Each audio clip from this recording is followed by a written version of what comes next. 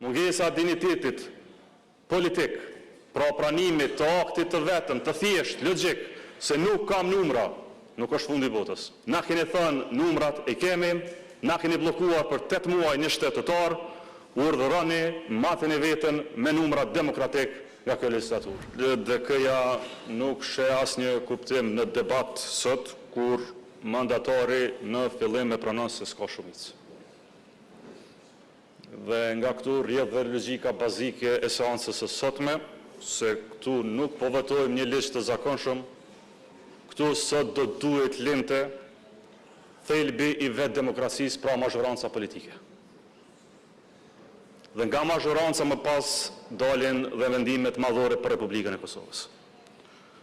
Dhe me këtë mungesë njohje bazike të arsyes se pse jemi mbledhur sot, dëgjuam në vend të ekspozes për asaj që do duhet të ishte qeveria e ardhshme, një përmbledhje pune bukur fiktive, por të cilin e kemi kryer në legislaturën e kaluar. Tani jemi në legislaturën e re. Tani së paku duhet kishim minimalisht dinitet. Dhe dinitetit na vi në formën shipshe, burrore, siç e themi ne, të pranoj se i kam apo si kam numra, siç kam deklaruar tash e 8 muaj. Mungesa këtij dinitetit të dashur deputet, dashur qytetar të Republikës Kosovës, ka sjell në shkelje të pa imagjinueshme, plot 48 herë të Kushtetutës së Republikës Kosovës. Mungesa këtij diniteti, dashur deputet e qytetar të Republikës Kosovës, ka sjellur situatën në cilën një deputet është edhe kryeministër, një deputet është edhe ministër.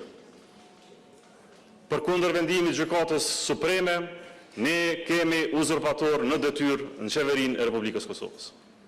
Mungesa dinjitetit politik, pra pranimit të aktit të vetëm, të thjesht, logjik, se nuk kam numra, nuk është fundi botës.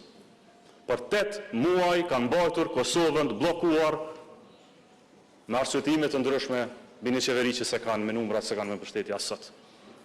LDK nuk sheh arsye për debat, LDK nuk do të bëj debat, LDK s'do të dëgjoj as fare asnjë debat.